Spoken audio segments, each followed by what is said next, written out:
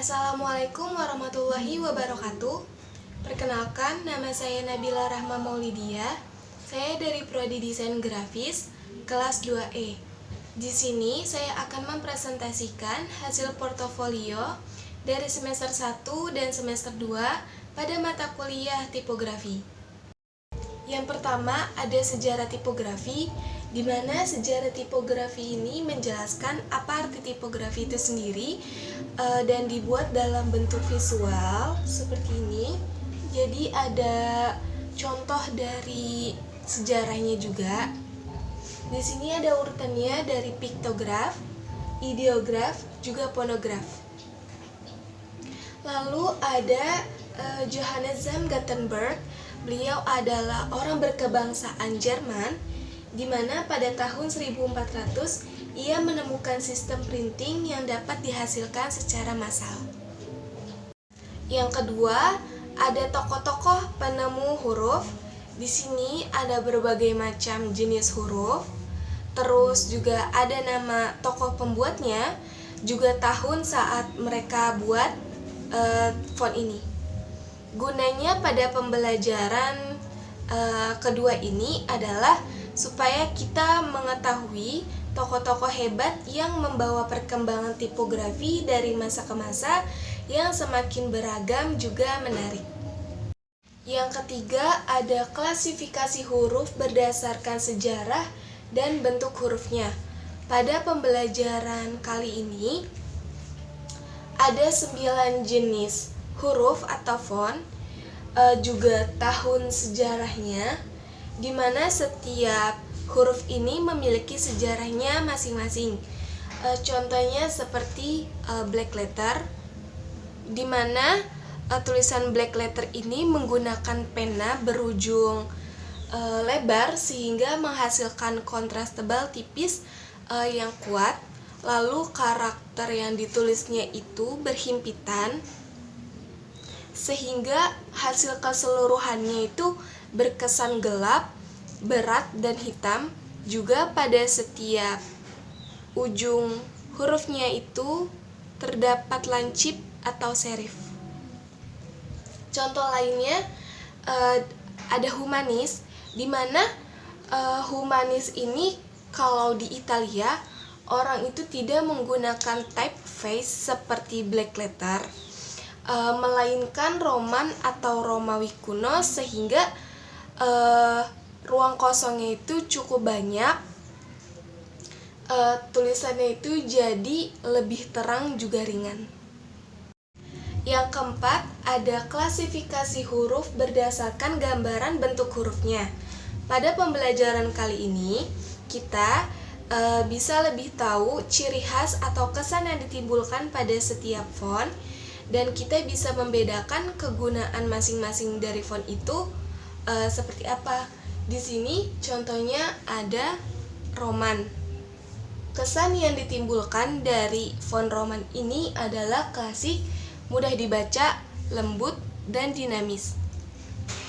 Di sini juga diberitahu kalau misalkan ciri khas dari font ini adalah pada hurufnya itu ada kait seperti segitiga. Lalu di sini ada Bodoni, di mana kesan yang ditimbulkan itu modern, anggun, juga mewah. Lalu untuk ciri khas dari font ini, kaitnya itu seperti garis atau tipis. Lalu ada font Etienne, di mana kesan yang ditimbulkan itu kokoh, kuat, kekar, juga stabil. Sama seperti kesan yang ditimbulkan, ciri khas dari font ini itu kaitnya itu dia tebal seperti balok. Juga ada sans serif. Sans serif itu modern, diam, efisien, juga kontemporer. Karena sans serif ini itu kesannya modern, jadi untuk ciri khas dari fontnya itu dia tanpa kait atau serif. Juga ada script. Kesan yang ditimbulkan itu lembut, pribadi, dan akrab. Lalu ada miscellaneous. Kesan yang ditimbulkan itu anggun, dekoratif, juga ornamental. Pada font miscellaneous ini biasanya Tulisannya itu tulisan sambung, biasanya digunakan untuk poster ataupun majalah supaya kesannya itu terlihat lebih girly, juga artistik. Lalu ada anatomi huruf atau anatomy of typography, di mana sama seperti tubuh manusia, ternyata huruf itu mempunyai anatominya sendiri. Di mana huruf-huruf ini itu divisualisasikan serta namanya itu hampir menyerupai bagian organ tubuh manusia di beberapa bagian. Di sini ada contohnya seperti hairline, stroke, crossbar, stem stroke, shoulder, terminal, egg of them, character, dan masih banyak lainnya. Di pembelajaran kali ini, saya jadi tahu kalau misalkan huruf itu ternyata mempunyai beberapa bagian, juga penamaan. Jadi kita bisa tahu bagian organ-organ pada setiap hurufnya. Lalu ada kerning, di mana kerning ini adalah jarak di antara huruf yang berdiri sendiri ataupun dalam tulisan. Pada pembelajaran kerning ini tuh lebih fokus pada penampilan hurufnya, di mana membuat kalimat jauh lebih nyaman untuk dibaca secara visual. Contohnya itu di sini ada ya sebelum dikerning, juga sesudah dikerning. Sebelum dikerning itu jarak W, A, dan T itu terlalu jauh sehingga ketika dilihat mata penampilan dari fontnya itu kurang bagus atau kurang estetik. Jadi setelah dikerning itu jaraknya menjadi lebih teratur, juga sedikit berhimpitan dan lebih mudah untuk dibaca. Ada bad legibility, di mana bad legibility itu ukuran bahwa mata manusia itu mudah untuk membedakan karakter satu dengan karakter huruf lainnya. Terus bad legibility itu merupakan tingkat kemudahan mata untuk mengenali suatu tulisan. Biasanya hal tersebut itu dipengaruhi oleh penggunaan warna, terus kerumitan desain pada huruf, juga frekuensi si pengamat dalam melihat huruf tersebut. Di tugas ini itu bad legibility, jadi bad, tapi gimana kita itu masih tetap bisa atau tetap mudah dalam membaca tulisan walaupun ini tuh numpuk-numpuk gitu tulisannya. Contohnya di sini ada legibility. Terus di belakang legibility itu ada tulisan communication. Tapi mata kita itu masih dengan mudah bisa mengenali karakter huruf satu dengan karakter huruf lainnya. Terus hardcover, mata kita masih bisa dengan mudah untuk membacanya. Terus nothing. Terus di sini ada luminous, juga dangers. Lalu ada pembelajaran karakter huruf. Untuk materi karakter huruf ini ditugaskan untuk membuat 10 contoh karakter huruf. Seperti ini contohnya. Di mana pada materi karakter huruf dalam tipografi ini membahas tentang pentingnya penekanan secara artistik visual dalam mendefinisikan arti sebuah kata menjadi lebih bermakna, dan dari sisi visualnya pun akan lebih terlihat artistik. Biasanya untuk karakter huruf ini sebagai desainer grafis digunakan untuk pembuatan logotype. Biasanya desainer juga menentukan jenis hurufnya itu sesuai dengan makna katanya, terus sehingga huruf yang dipilih itu akan tepat sesuai, juga cocok menggambarkan makna kata yang diinginkan. Contohnya di sini ada pensil, di mana untuk penekanan hurufnya itu di huruf L-nya menjadi gambar pensil. Lalu di sini ada volley, di mana huruf O-nya itu digambarkan atau penekanan katanya itu di O menjadi gambar bola voli. Terus di sini ada umbrella, R menjadi bentuk payung. Terus ada lab. Di sini seperti gambar zat kimia tabung gitu. Terus di sini ada coffee, O-nya menjadi biji kopi.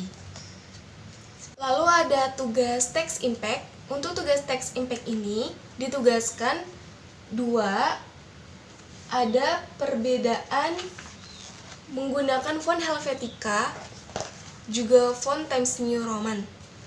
Untuk tugas ini itu bagaimana kesan kita dalam melihat font Times New Roman menggunakan text box berwarna putih, juga fontnya berwarna hitam dengan ukuran font yang berbeda-beda pada setiap boxnya. Bagaimana cara kita melihatnya, kesan kita dalam melihat sisi visualnya, apakah terbaca atau tidak, apakah mata kita itu mudah melihatnya atau pusing, nyaman atau tidak, seperti itu. Di sini masing-masing box ada kesan yang ditimbulkan pada teks box putih. Untuk font Times New Roman ini, font yang digunakan itu terlalu kecil. Terus walaupun fontnya berwarna hitam dan background putih, tapi bentuk tulisannya itu tidak terbaca secara jelas, justru bikin pusing gitu. Terus pada text box kuning, tulisannya berwarna putih. Di sini saya agak kesulitan untuk membaca tulisannya karena warna putih dari fontnya, backgroundnya itu juga kuning terang. Jadi kesan yang diberikan itu kontras warnanya itu terlalu terang atau tinggi, sehingga membuat mata itu jadi sakit dan membacanya itu pusing gitu. Dan jenis font Times New Roman ini juga terlihat berbayang. Lalu pada text box merah, tulisannya warna fontnya itu hitam, itu cukup mudah terbaca, ukurannya besar, namun kontrasnya itu merah gelap, jadi kesan yang ditimbulkan itu dark, seperti itu. Masing-masing dari box ini memiliki kesan yang berbeda-beda. Lalu ada tugas yang terakhir, yaitu pembuatan mini layout. Untuk tugas mini layout ini ada 6 tugas, masing-masing dengan layout yang berbeda, juga dengan tema layout yang berbeda, di mana layout itu merupakan kegiatan perencanaan tata letak dalam sebuah desain yang sangat penting. Dalam layout itu kita perlu pahamin kayak misalnya pemilihan jenis hurufnya, terus penentuan size hurufnya, size gambarnya, terus kerning juga leadingnya, dimana kesesuaian dengan materi atau topik dari naskah atau artikel yang kita gunakan, serta kita juga harus memperhatikan readability-nya juga legibility-nya, kayak gitu. Di sini ada contoh klasik, modern, trend, lalu ada layout formal, festival, dan childish. Terus kemampuan membuat layout ini juga diperlukan kepekaan seorang desainer grafis dalam membuat tampilannya itu lebih menarik. Terus orang-orang jadi mau baca dan mau melihat, seperti menambahkan blocking warna atau ornamen sesuai artikel yang digunakan, terus ilustrasinya, tekstur, garis, dan aksentuasi estetik lainnya. Sekian presentasi portofolio pada mata kuliah tipografi yang telah saya sampaikan. Kurang lebihnya mohon maaf jika ada kesalahan kata. Wassalamualaikum warahmatullahi wabarakatuh. Terima kasih.